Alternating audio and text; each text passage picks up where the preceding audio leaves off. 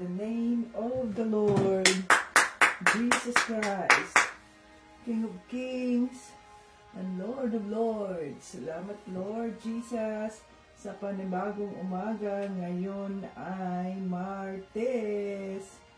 Oh, hallelujah. God is good all the time. And all the time, God is good. Salamat Lord, at ako ay nandito na naman upang ikaw ay sambahin. Salamat Holy Spirit sa iyong paggabay. Oh hallelujah. You are good at all times. You are good at all times.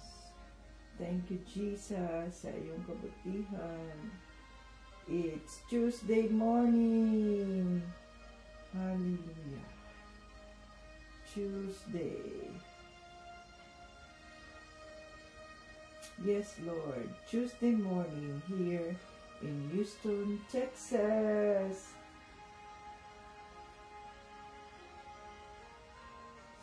Napakabuti mo, Panginoong Jesus. Ang batayan ng ating pananampalataya, John 3:16. For God so loved the world that He gave His only begotten Son, that whosoever believe in Him will not perish but have everlasting life. Yan o, ang batayan ng ating pananampalataya.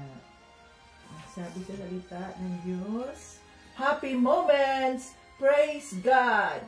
Difficult moments, seek God. Quiet moments, worship God. Painful moments, trust God. And every moment, thank God. Hallelujah. Praise the Lord Jesus Christ for a new day. It's Tuesday morning here in Houston, Texas. Hallelujah. Thank you, God. Thank you, Almighty Father. Thank you, Jesus. Thank you, Holy Spirit. Thank you, billions of angels of the Lord. At tayo ay nandito na naman sa bahay niya upang siya ay ating sambahin, ating pasalamatan, ating purihin at ipakilala sa sanlibutan. Hallelujah. Welcome, Facebook viewers, Facebook joiners, viewers, YouTube viewers. Ito si Tita Vets, ang lingkod ng ating Panginoong Jesucristo, fresh from the bed.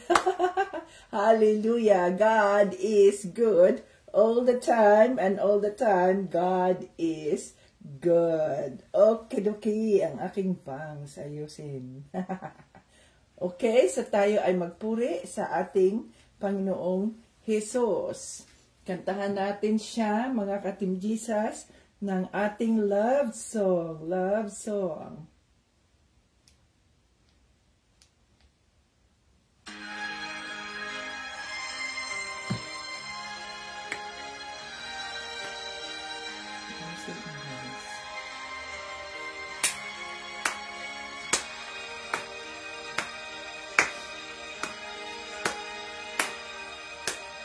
Pagising sa umaga, kay ganda, kay ganda, kay ganda ng mundo, ginawa niya.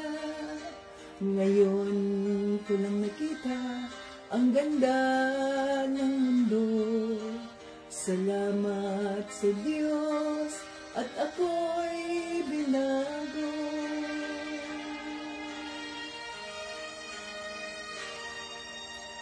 Nang tanggapin ko si Jesus, aking Diyos, na bago ang lahat sa buhay ko. Bagong ligaya ang nadarama, bagong pag-asa ang nakikita.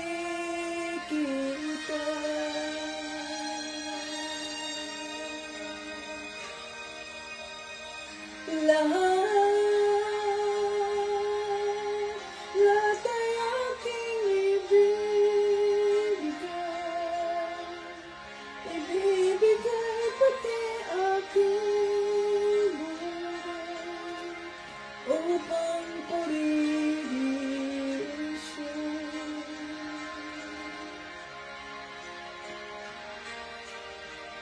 Lahat ay aking ibibigay pati aking buhay upang purihin siya.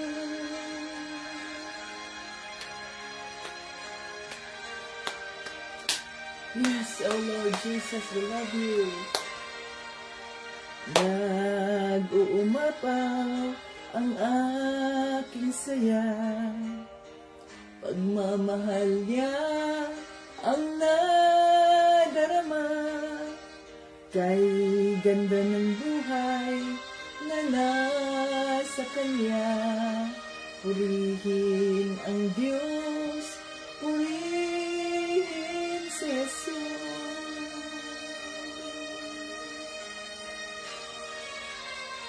Lahat ay aking ibibigay pati aking buhay upang purihin siya.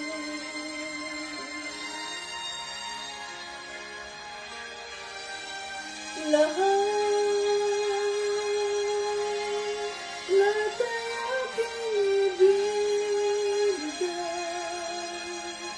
ibibigay pati aking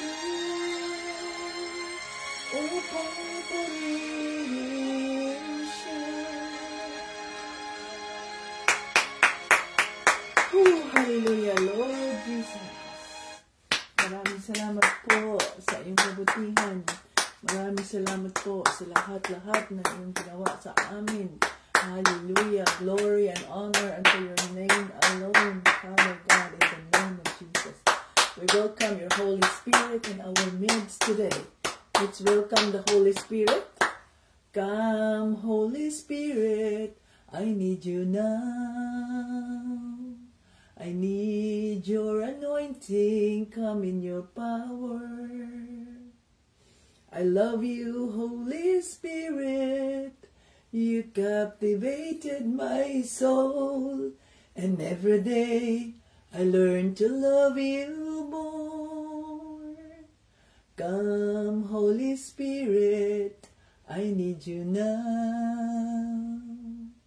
I need your anointing, come in your power. I love you, Holy Spirit. You captivated my soul, and every day I learn to love you more.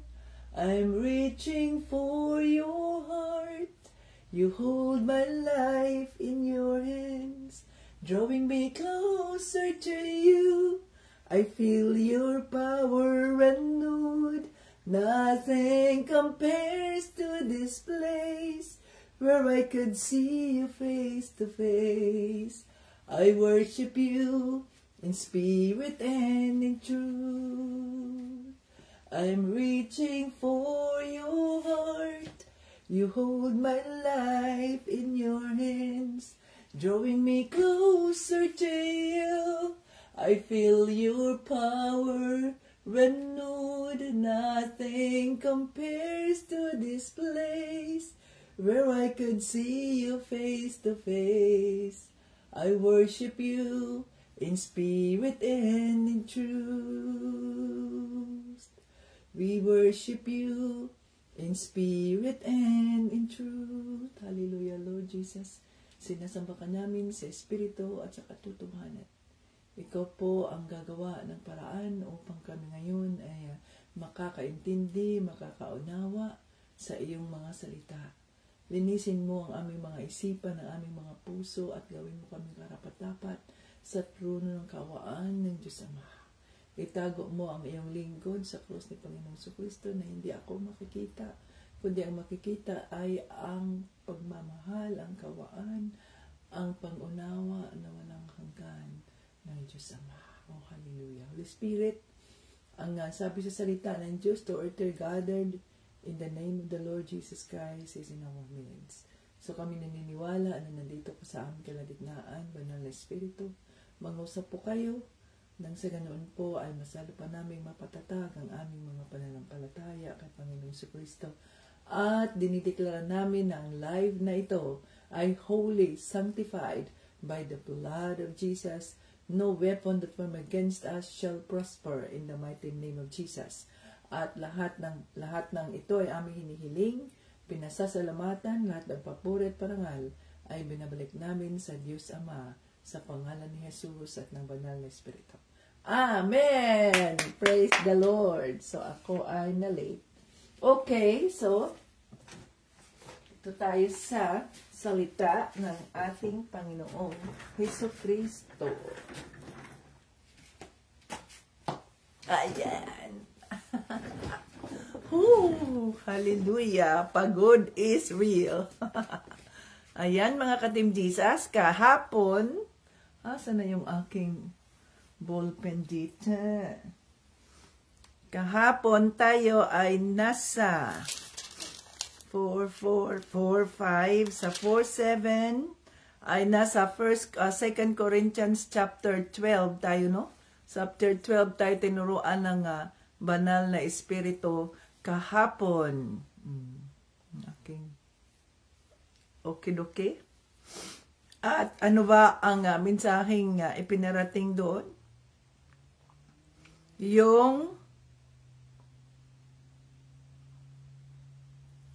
Yun yung ang para tayo ay manatiling nakatayo sa lupa, mga ka-Team Jesus, at hindi tayo magmamayabang na akala mo kung sino na tayong mga magagaling, na akala mo ay dahil tayo ay anointed at ginamit ng Diyos ay akala mo ganito na tayo. No. So manatili tayong mapagkumbaba, kagaya ng nangyari kay Pablo, kahit na sabihin man natin na siya ay isang anointed apostle of the Lord Jesus Christ, pero binigyan siya, hinayaan ng demonyo, hinayaan ng Diyos Ama na bigyan siya ng sakit, no? Na mag-suffer siya, na i-torture siya ng demonyo sa sakit na yon, pinch of the flesh. Yung parang bang neuropathy ba yan, na parang biglang may tutusok sa iyong laman na hindi mo alam kung bakit. Si Tito Bryant ay may ganyang pain sa kanyang katawan na bigla na lang siyang magugulat, at dahil ang sakit ganyan, pero wala siyang diagnosis kung bakit. So yun ay mga sakit na hindi natin kusang loob na ginawa, kundi ito yung mga sakit na ibinigay sa atin ng Diyos, nang sa ganoon ay manatili tayong mapagkumbaba sa kanyang harap at kilalanin na kung wala ang Diyos ay wala rin tayong magagawa. Kaya ganun yon mga ka-Team Jesus, no? Apart from the Lord, we are nothing. Dahil sa ating mga suffering, sa ating mga paghihirap, His grace is sufficient enough for us. So yan ay nasa 2 Corinthians chapter 12, chapter 12, verses, anong sabi dyan? Verses 9. But he said to me, my grace is sufficient for you, for my power is made perfect in weakness. Ayan. So, ang ating, ngunit sinabi ni Panginoon sa akin, sapat na sa iyo ang aking biyaya dahil ang kapangyarihan ko'y nakikita sa iyong kahinaan.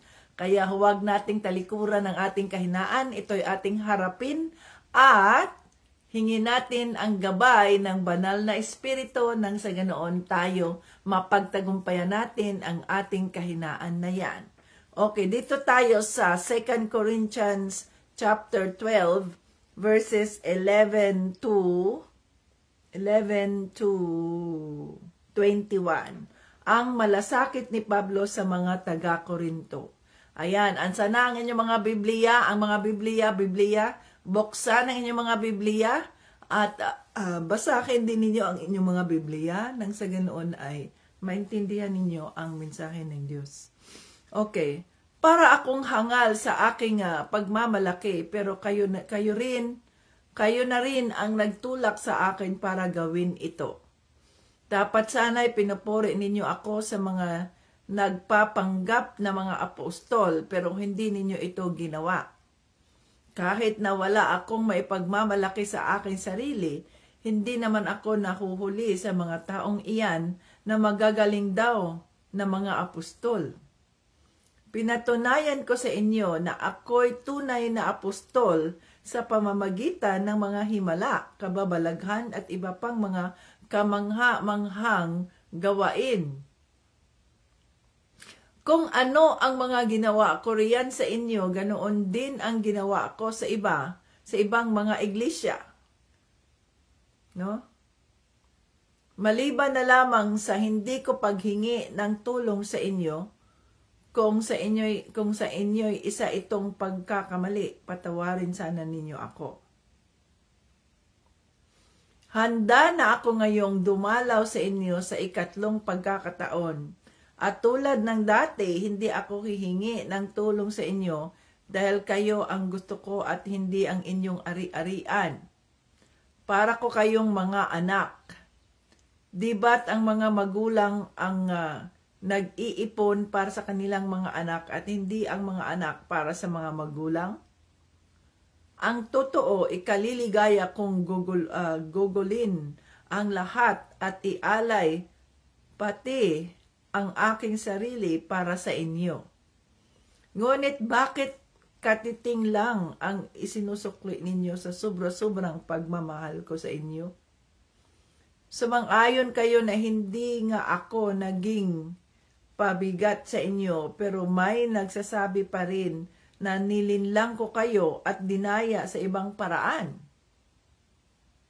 Pero paano?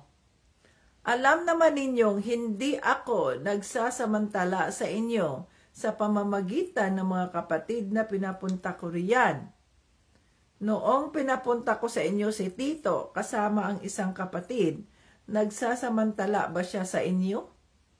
Hindi, sapagkat iisang espiritu ang aming sinusunod at iisa ang aming layunin. Baka sa simula pa iniisip na ninyo na wala kaming ginagawa kundi ipagtanggol ang aming sarili. Aba, hindi. Sa presensya ng Diyos at bilang mga Kristiyano, sinasabi namin sa inyo, mga minamahal, na lahat ng aming ginagawa ay para sa ikatitibay ng inyong pananampalataya. Nag-aalala ako na baka pagdating ko riyan ay makita ko kayong iba sa aking inaasahan at makita rin ninyo akong iba sa inyong inaasahan.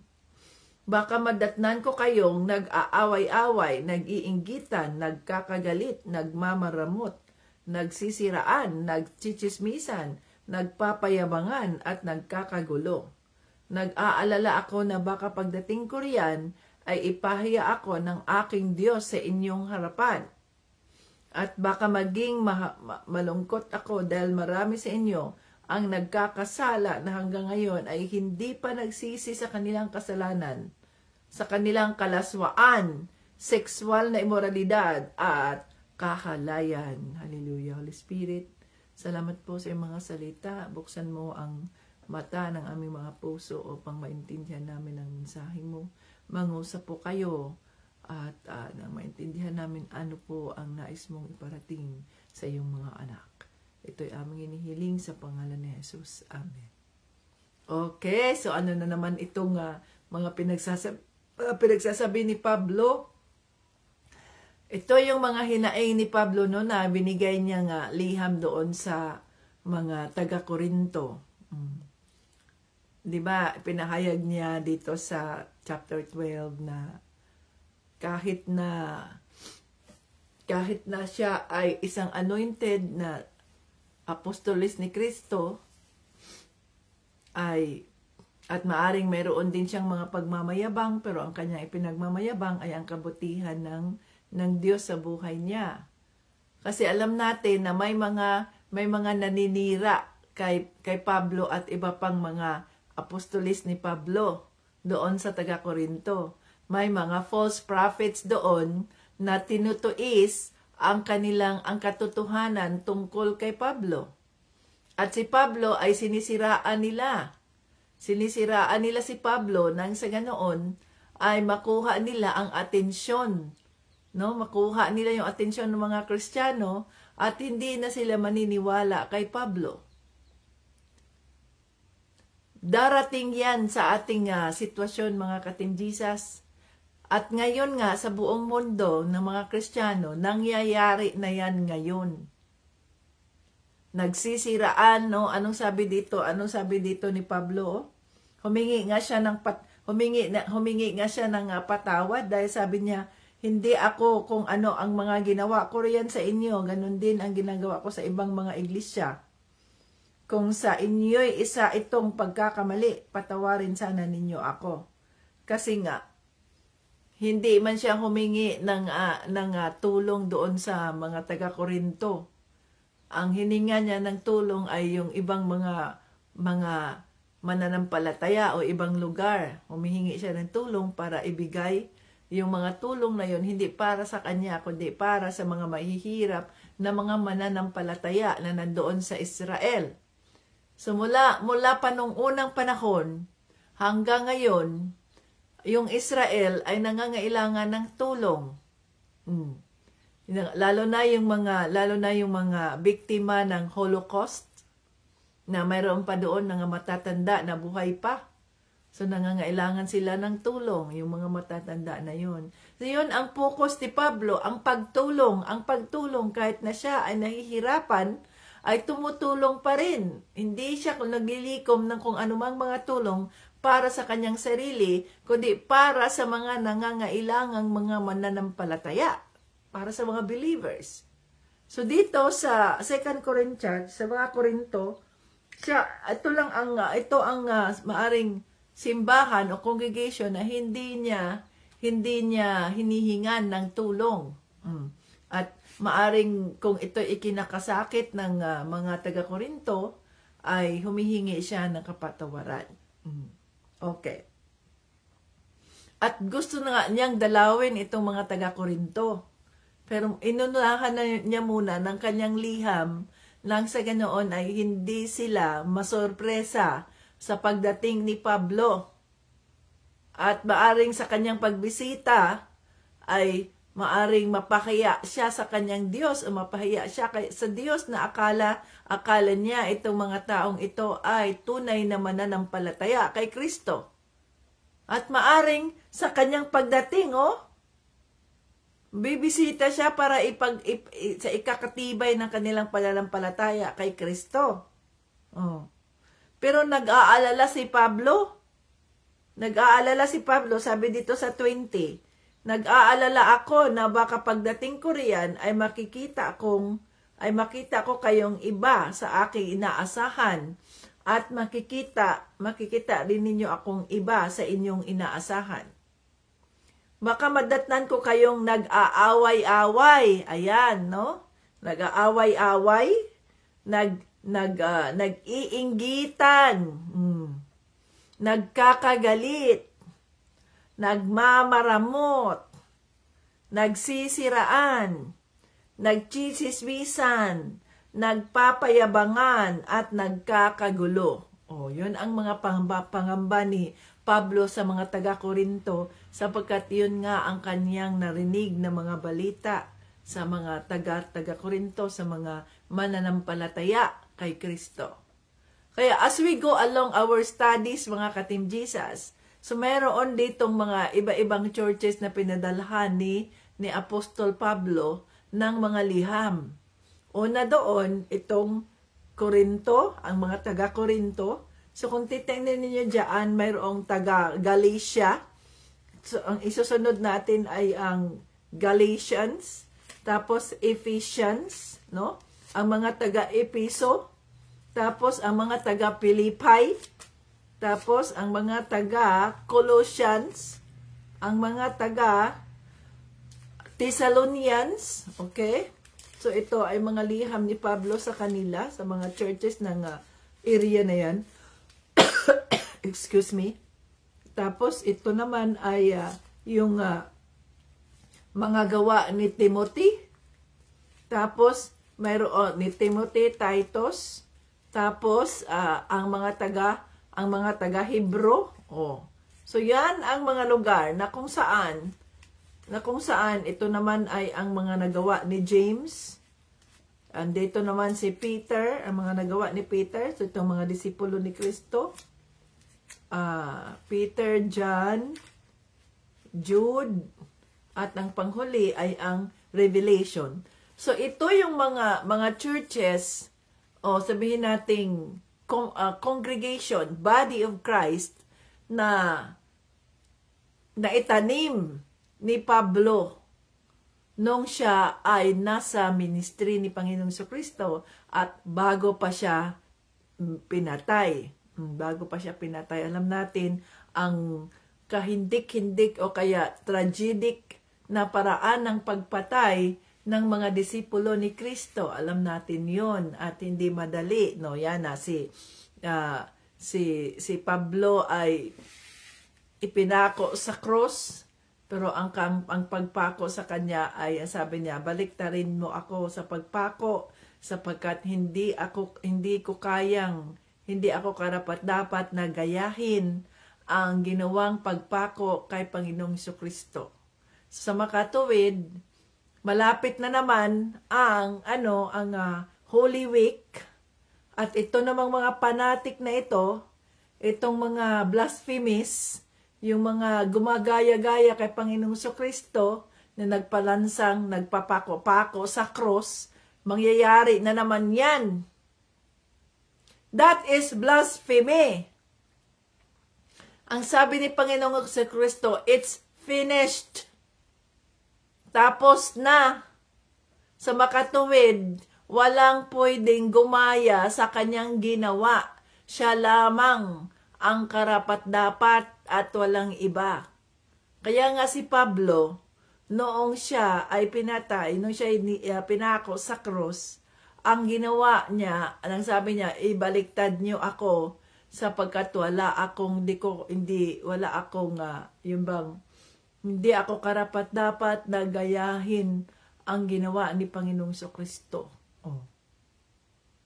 So, ang buong buhay ni Pablo ay inilaan niya para sa ministry ni Panginoong Jesucristo, para sa body of Christ. At anuman ang kanyang mga isinulat dito sa bawat congregation o fellowship ay upang paalalahanan sila at upang mabigyan sila ng babala na huwag kayong maniwala diyan sa mga masasamang espiritu na pumunta sa kanila na ang gagaling pa namang magsalita na talagang makakabuhay ng patay. So mag-ingat tayo mga ka-Team Jesus. Maaring tayo ay mga taga-Corinto, representing the Church of Corinth, no? Yung mga ugali ng mga taga-Corinto.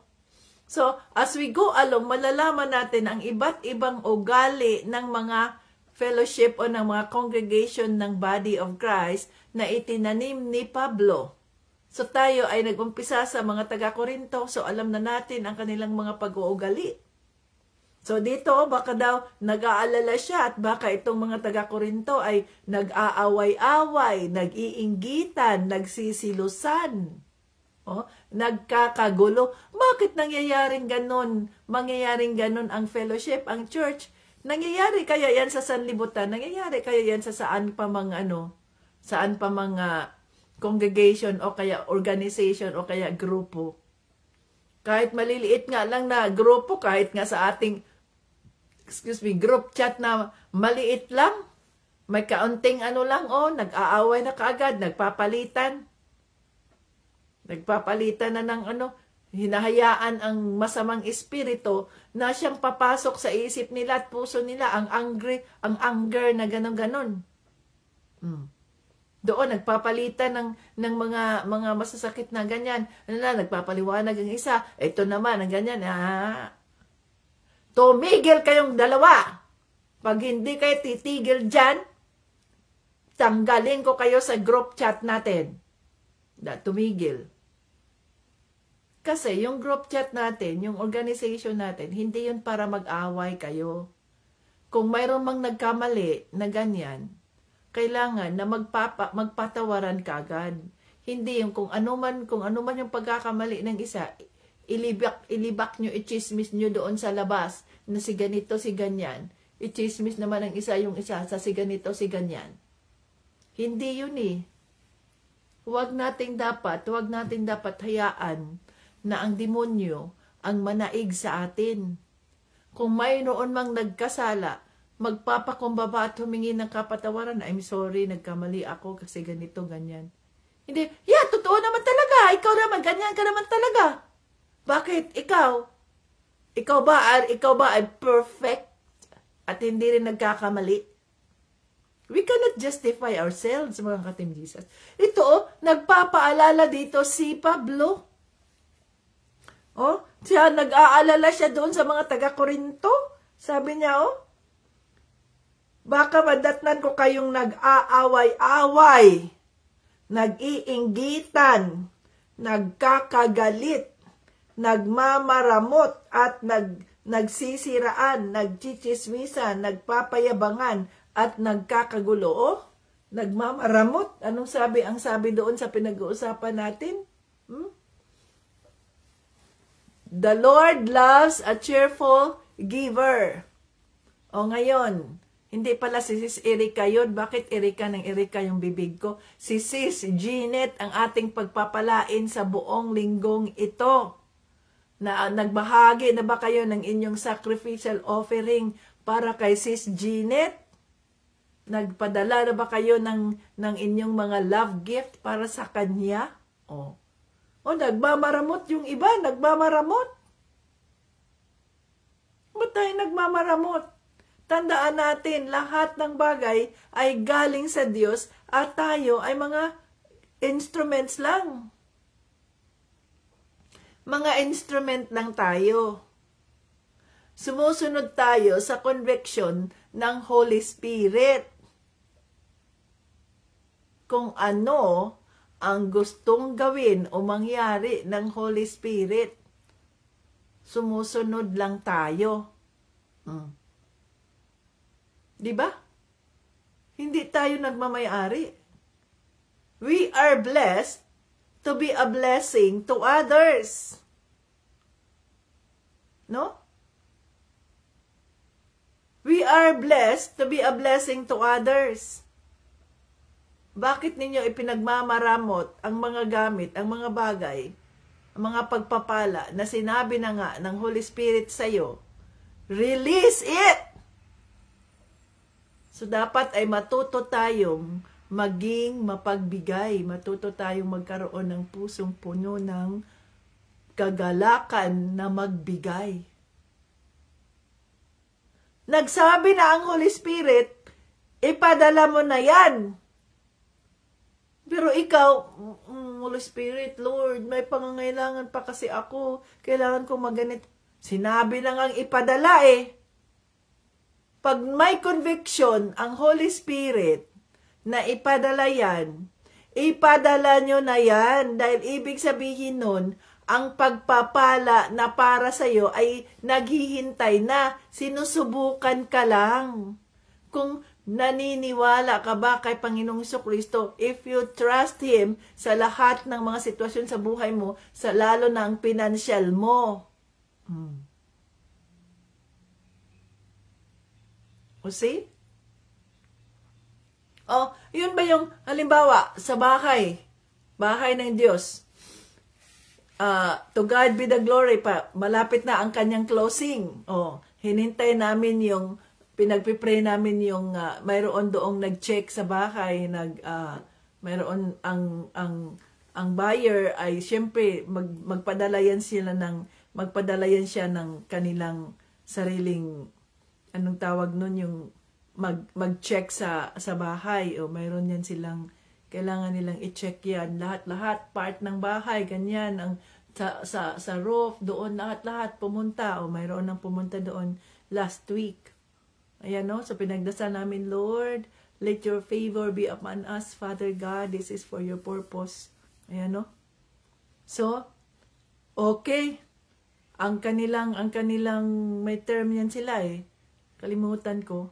Aprobado, nakapasa ang bahay sa kanilang, sa pag-check, no? Ayon sa government policies, mga ganyan-ganyan. So, to God be the glory. Thank you, Jesus. Ngayon naman, kailangan na namang ang bangko ay i-check na naman ng bangko yung bahay, yung tinatawag nilang assessment, yun bang appraisal ng bahay. Kung ang amount ba ng appraisal ng bahay ay tama lang o baka mababa yung appraisal ng bahay kumpara sa niloloan ng ng buyer na ito. So, hindi yan i-approve ng bangko. So, hindi matuloy yung kanyang pag-loan kasi ang appraisal ng bahay mo ay mababa. No? So, nagpadala ang bangko ng buyer ay nagpadala ng appraisal ng representative para i-check yung bahay, ganito, ganyan, in-appraise yung bahay, magkano, ganito, ganyan, basing doon sa area, lahat-lahat. So, pinagdasal na naman namin, Lord, let your favor be upon us, Lord. Nakapasa kami doon sa yung pag-check ng kung ano man ang bahay. Thank you, Jesus, nakapasa ang bahay ng Diyos. Tapos, appraisal na naman. Ngayon, yung appraisal na yan, hindi kaagad namin na nakuha. Wala pa, nanahimik pa ang kanilang bangko. So kami ay naghintay kami. Last week pa naghintay kami. Tapos ang sabi pa ng aming agent ay you can now start moving. Alam natin, nakita natin yung bahay ng Diyos doon na marami pang mga furnitures na nandoon. So, i-move namin yon. So, pag i-move yon, mabibigat yung mga furnitures na yon ni Tito Bryant. Nung siya'y binata pa, binili na niya yon. Ang kasama lang ako doon ay yung brown na recliner na yon, yung sofa na yon, very expensive yun. Oh. Ngayon, yung buyer, gusto nila sana yung ibang mga furnitures. Kaya lang, wala na silang pambayad. Wala na silang enough cash na ibayad yun. Galing sila ng California. So, gusto nila sana ganito, ganyan. So, pinagdasal namin.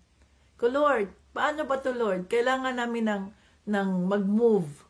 Tapos, nakalagay doon sa kontrata na 24 hours before the closing ay kailangan na malinis, magkaroon ng professional cleaning. Sabi ko, professional cleaning, higit pa nga yan sa professional cleaning yung ginawa namin sa bahay, toro yun. Oh. Pero wala man yung resibo. Kailangan nila ng resibo. So ngayon, paano yon? Wala na kaming budget dyan. Ang aming mga credit cards ay hanggang paliig na. Dahil sa dami ng mga pinagagawa, sa dami ng mga ginawa natin sa bahay ng Diyos. Sabi ko, Lord, anong gagawin namin? Tapos, andito pa yung love gift na ipapadala natin dyan. Mayroong $520. Paano to, Lord? Sabi ng Diyos, you send it. Yes, Lord. So, wala nang mga ganitong rason. You send it. Yes, Lord. So, kaya Sharon, ipadala ko na to, Sharon, with a grateful heart. Yan ang sabi ng Diyos eh. Yan ang conviction ng Holy Spirit. You send it. Yes, Holy Spirit. Oh. Okay? Although hindi pa namin nakuha yung appraisal ng bangko kung magkano ang bahay ng Diyos. Hindi pa namin nakuha. At pinadalhan na kami ng bangko namin na, ito na ang inyong utang. Ang laki na ng utang namin dahil hindi pa yun natapos ang bayarin namin diyan sa bahay. Ang laki na ng utang namin. Lord, anong gagawin namin ito? Sabi niya, just be still and know that I am God. Yes, Lord. So, pinadala natin, no? Kahit nangangailangan kami ng pera para mag-move. Magkano ang kailangan namin ng pera na mag-move? More or less, mga $1,600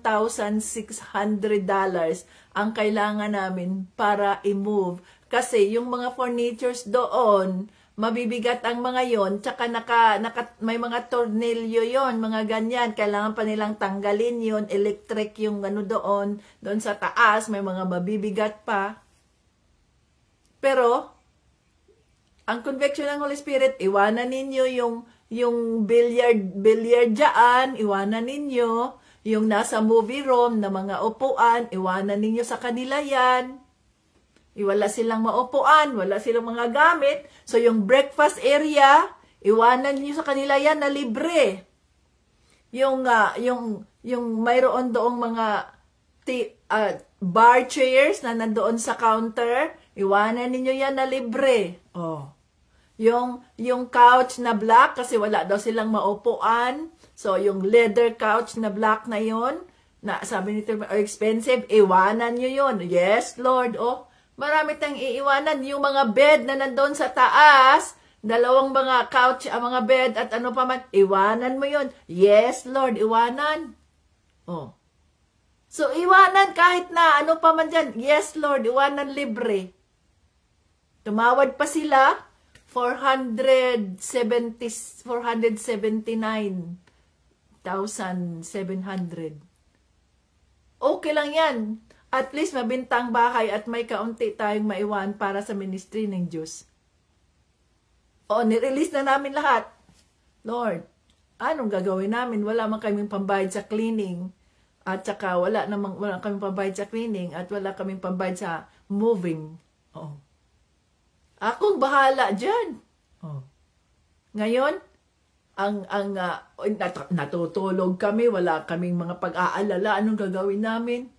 Ang sabi lang ng Diyos, kinabukasan, i-message mo yung iyong boss, yung iyong employer doon sa Joy Home Healthcare, sabihin mo na ganito, ganyan. Kahit na mag-interest kayo sa ano pa man. Oh, sabi ko, madam, mag-move na kami, madam, tapos kailangan namin ng ganito, madam. O, ate, ano kailangan mo? Manghiram ako sa iyo ng 5,000, madam. Kasi mayroon pa kaming mga kailangang gawin. Di ko alam kung ano pa ba ang kailangan before mag-closing. So, okay lang. O, see? Yan, 5,000. Higit pa sa aming pangangailangan. Kasi yung aming sahod at iba pa, syempre, budget naman yun sa mga bata, sa mga sasakyan namin. So, wala na kaming extra. O, ganoon yun pag tayo ay sumusunod sa conviction ng Holy Spirit, to God be the glory, may gagawin ang Diyos. O, hindi ka na mahihirapan pa. Interest lang kami, madam. Okay lang, no need of interest. O, see? Ganon lang yon. So, manghiram lang muna kami kasi God willing, before the end of April ay mag-closing na. At ano pa yung kabutihan na ginawa ng Diyos kung tayo ay sumunod sa kanyang conviction? To God be the glory. Natanggap na namin ang appraisal ng bahay. Ang appraisal ng bahay ng Diyos ay $514,000, more than $500,000. Pero ang pagbinta namin ay 479,000 lang na mayroon pang mga ibang mga gamit na iiwanan. O see? Kami ay, we are so blessed at natutuwa kami na may ipinadala ang Diyos. Kasi maraming mga pumupunta doon sa bahay pero too much carpet, too much ano ba yun? Too much slope, too much, ang daming mga ganyan. Not interested, not pleasing. So, nawawalan din kami parang nawawalan kami ng, yung tawag nito, yung, parang kami rin mismo ay nadi-discourage. Pero, Lord Jesus, sa iyo po ang bahay na ito, magpapadala ka ng iyong sariling, ng iyong sariling buyer, Lord, na magugustuhan ang iyong bahay. So, after 2 months, kailan yun na ilagay sa market? January 27, February 27, March 27, 3 months. January, February, March. No? Before 2 months, ay nagpadala ang Diyos ng kanyang buyer na as is ang kanyang pagtanggap sa bahay ng Diyos. No? At yung chinek ng sarili nilang surveyor yung bahay. Siyempre mayroon yung mga narat doon sa pier ganito, yung iba nag-message, ang message nila ay not interested, the pier is lot of repair, mga ganito, ganyan. Pero yung buyer na yan, galing sa California, ang sabi nila, we want the house, they love the house, we want to transfer, we want to occupy the house as soon as possible. No more repairs. So see? Glory to God. Ganon lang yun mga ka-Team Jesus. Kung tayo ay naghihintay sa Panginoon sa kanyang tamang panahon, ibibigay niya yung desire ng mga puso natin. Kaya pag sinabi ng Holy Spirit, release. Huwag ninyong panghahawakan yung mga bagay na yan na hindi sa atin, sa Diyos yan eh. Kaya pag release, i-release mo yan para sa ganoon, ma-bless yung ibang tao, ikaw rin ay pagpapalain din ng Diyos. Hallelujah. To God be the glory and honor. Kasi alam ng Diyos kung ano ang mga desire namin. Lord, gusto namin na mag-ministry, gusto namin buksan yung foundation na yun, nang sa ganoon ay maging malawak pa ang ating maitulong sa mga churches, sa mga ministry, lalo na ang missions. Yun ang desire namin na magamit yung proceed ng bahay ng Diyos na makapag-umpisa at the same time ay makadagdag sa puhunan ng D&G Rehab o makapagbukas ng iba pang business. You see?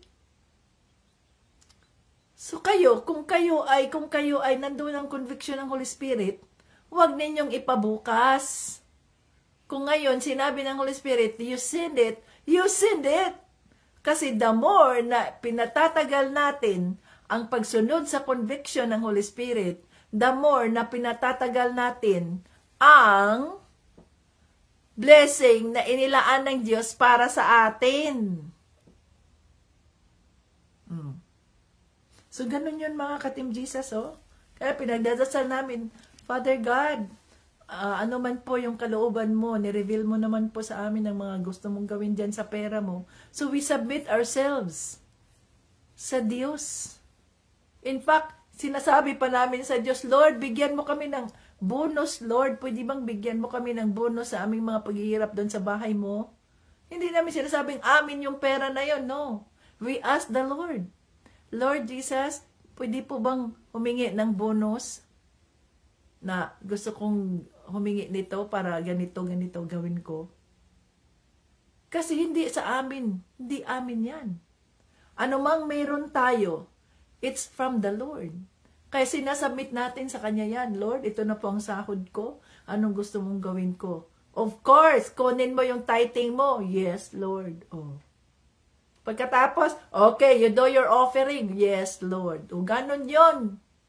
And He will take care of everything. Oh, anong sabi nito ni Pablo? Baka kayo dyan ay nag-aaway, baka kayo dyan ay ganito, nagchichismisan, baka kayo dyan ay nag-aaway-away. Tapos meron pang sabi niya dito, nag-aalala ako na baka pagdating ko riyan ay ipapahiya ako ng aking Diyos sa inyong harapan.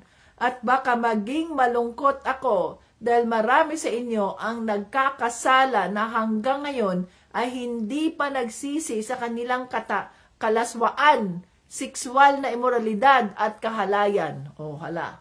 Yung mga nagkakaroon ng sexual na imoralidad, yung mga nakikiapid, yung mga nakikipag sexual intercourse kahit na hindi sila mag-asawa. Oh. No?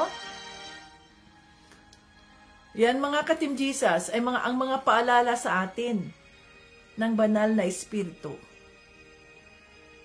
palagi nating hingin ang gabay ng banal na Espiritu sa mga buhay natin. At kung tayo man ay pinagpapala ng ating Panginoong Kristo, huwag nating isipin na mag-expand tayo ng ganyan na nagmamayabang na tayo. Hindi. Tayo ay pinagpapala para tayo ay maging pagpapala sa iba. So, ang wisdom ng Panginoong Kristo, wisdom ng banal na Espiritu, gamitin ninyo ang pera ko para gawin yung negosyo, i-business ninyo yan para lumago siya at yung magiging profit niyan ay makakatulong sa ministry, makakatulong sa iba. Ang iniisip natin ay hindi sa sarili natin, kundi para sa body of Christ. Body of Christ. See? Para sa body of Christ. Hindi para sa sarili natin. Kasi alam natin na temporary lang ang buhay natin dito sa mundo. Temporary lang. Sundin natin ang conviction ng Holy Spirit, gawin nating banal ang ating mga katawan. Gawin nating sanctified by the blood of Jesus ang ating mga katawan. I-rebuke natin ang mga hindi kaaya-aya sa ating sa harap ng Diyos. Ayan yung mga pag-uugaling nagagalit, nag-aawayan, ang gulo-gulo, nagchichismisan, nag-iinggitan, nagpapayabangan. Kung tayo ay na kay Kristo, wala na yan sa atin, mga ka-Team Jesus. Hindi na mahalaga yung pag-iinggitan, bakit nag-iinggitan? What is it for? That's vanity, useless, walang halaga. Walang halaga yan. Dapat ay i-rebuke natin yung mga sarili natin sa mga mali nating ginagawa. Kung kayo dyan ay mga binata o mga single ladies at kayo ay nagfo-fornication dyan, ay nakikipagtali kayo sa mga hindi ninyo mga asawa, I rebuke you. Yan ang sinasabi ni Pablo. Gusto ba nating maging taga-Korinto tayo? Ang mga ugali natin ay parang taga-Korinto? No. Yung iba ay prone sila sa mga deception ng kaaway ng Diyos. Deception ng kaaway ng Diyos. May mga darating dyan na ang galing magsalita, ganito, na maninira sa atin, maninira sa ganito, ganyan. Kayo rin, maniniwala rin kayo. Nasa sa inyo na yan. Kasi bahala na ang Diyos sa inyong lahat. Halimbawa, may mga magchichisme sa inyo dyan. May mga maninira sa inyo dyan. Ay, si Tita Bets, ay, si Tito Bryant, ganito, ganyan. Bahala na ang Diyos dyan sa inyo. Basta kami, sumusunod kami sa kalooban ng Diyos. So, kung kahit na may pera, no? May pera ang Diyos dito, hindi namin yan basta-basta ibinibigay ng kahit sino, kahit pamilya pa namin. Bakit? We are not the owners of these blessings. It's the Lord's. Kaya sabihin natin, ipagdadasal natin ang provision ng Diyos. Kung kanyang kalooban ito, let it happen. Not for our own glory, but for the glory of God. Kaya nga, pagtulong ang pinag-uusapan, hindi natin yan ipinamamalita na sa kahit na kanino. Ginagawa natin yan ng tahimik. Yung tungkol sa appreciations, yung tungkol sa rewards, yan ay ginagawa nating public kasi ina-appreciate natin ang inyong katapatan sa ating Panginoong Hesukristo. Kaya kayo dyan, patuloy tayong humihingi ng gabay ng banal na Espiritu. I-rebuke natin yung mga espiritu ng pagkakagulo-gulo, pag-aaway-away, pagchichismisan, pagsisiraan, pag-iinggitan, pagkikipag-usap, no? Mag-usap-usap kayo na kayo-kayo lang. Ang pinag-usapan nyo ay yung kapwa nyo kasama doon sa group chat, o sa kapwa mo nasa body of Christ, nililibak ninyo, si ganito ba? O, pinag-uusapan ninyo. Stop it! Pag may mga ganyan, ikaw mismo mag-rebuke sa kakausap mo. Hindi, huwag mong patulan. Oo nga si ganito kasi, si ganyan, ganyan. Naninira na kayo ng kapwa nyo Kristiyano, sinisiraan nyo. Masamang espiritu yan. Yan ang isa sa dahilan kung bakit nag-aaway-away ang body of Christ nang dahil sa chismis, nang dahil sa mga taong walang gabay ng banal na espiritu, nang dahil sa dila na matulis. Sa halip na, okay, hayaan na lang natin yan, sis. Hindi man tayo ang maghuhusga sa kanya. Hindi man tayo.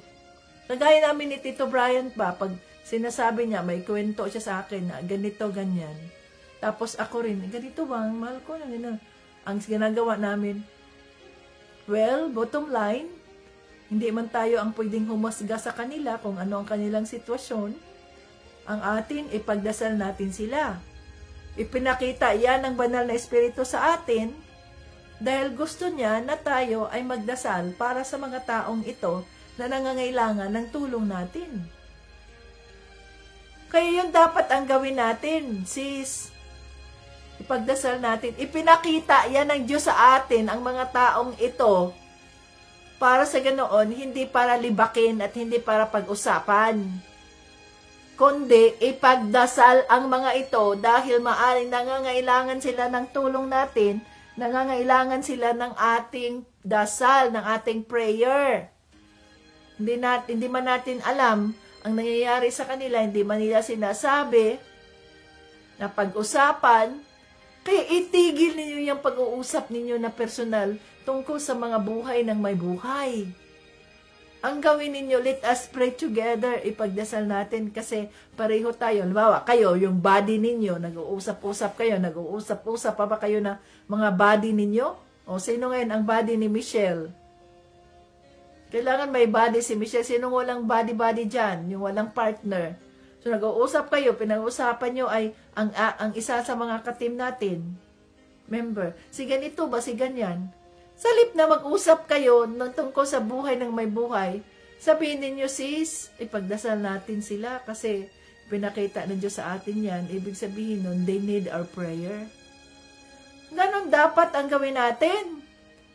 Hindi yung oo nga, sige, nag-enjoy kayo dyan sa inyong pagchichismis. Nag-enjoy kayo dyan sa pag-uusap-usap ninyo. Siguro si ganito ganyan. Ay, posible yan sis, kasi nakikita ko yan sa mga posting niya na ganito ganyan. Hindi, hinahusganan ninyo yung isang tao na yan na hindi nyo naman alam ang katotohanan.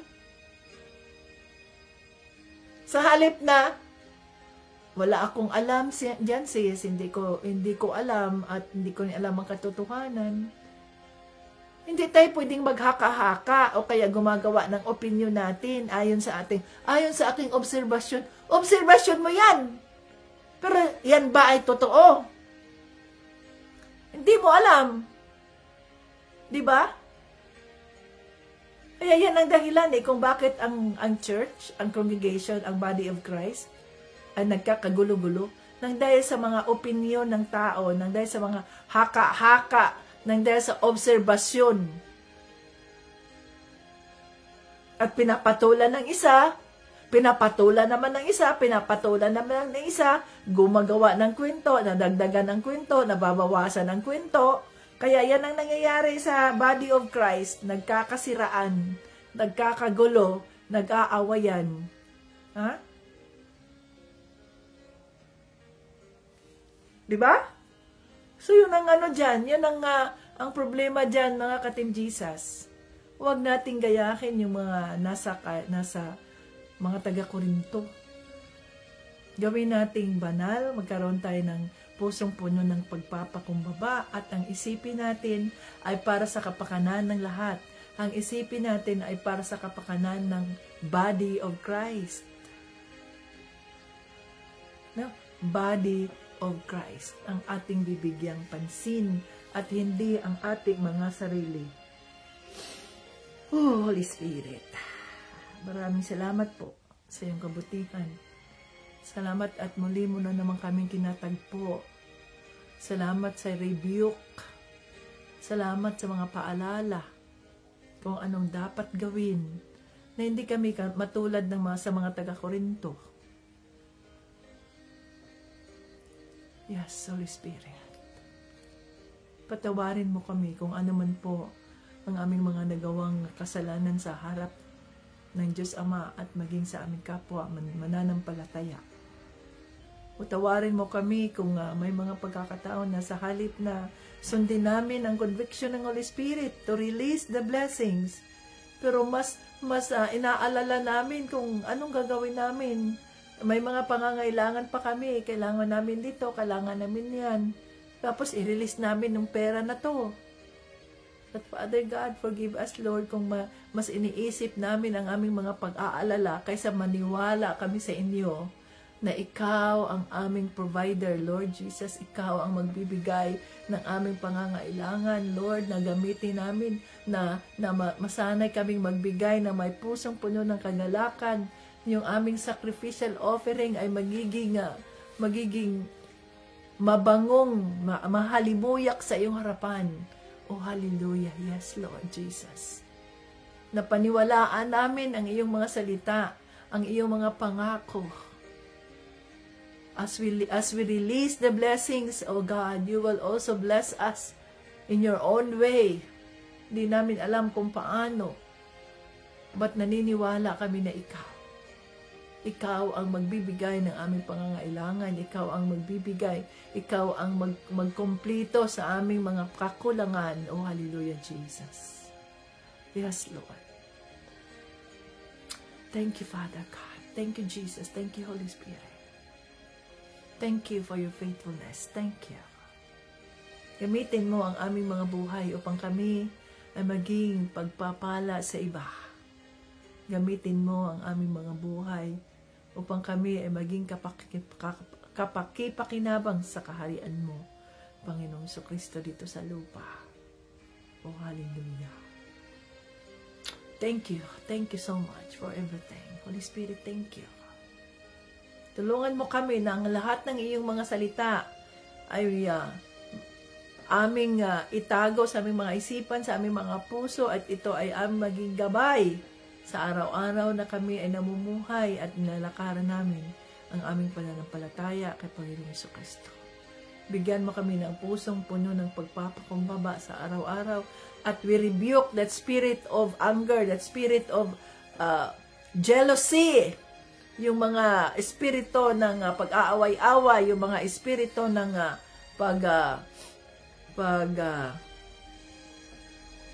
yung espiritu ng pag-iinggitan, yung espiritu ng chismisan, yung espiritu ng pagmamayabangan.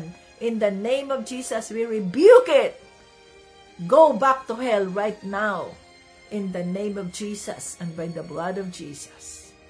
We get loose the spirit, the fruit of the Spirit of kindness, the spirit of joy, the spirit of faithfulness, the spirit of peace, the spirit of goodness, the spirit of self-control. Oh, hallelujah.